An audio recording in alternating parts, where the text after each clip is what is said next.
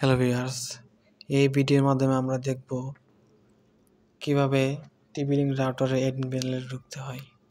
যখন আমরা একটি বাসায় লাইন নেই, ওয়াইফাই লাইন, তখন আইএসপির লোকেরা বাসায় এসে লাইন দিয়ে এবং রাউটার দিয়ে সেট করে দিয়ে যায়।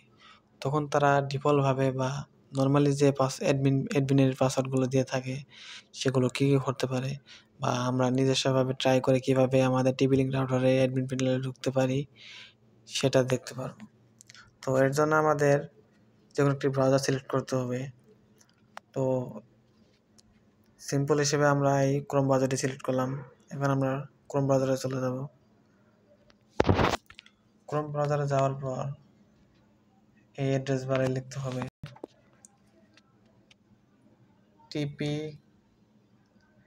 TP-link wifi.net, তারপর এন্টার প্রেস করতে হবে। এরপর দেখতে পারবো যে টিপি-লিঙ্কের অ্যাডমিন প্যানেলে ঢোকার যে সাইটটি ওপেন হয়ে গেছে।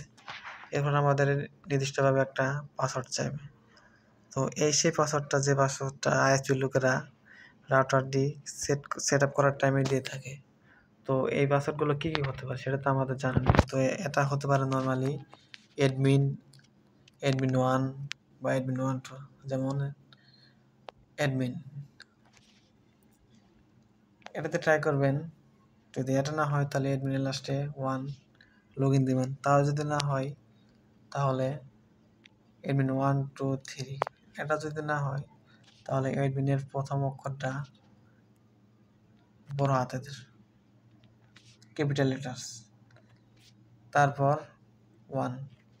তো নর্মালিভাবে এগুলো দিয়ে থাকে। এগুলো দেওয়ার পর দেখতে পারবেন অবশ্যই অ্যাডমিন প্যানেলে প্রবেশ করা যাবে।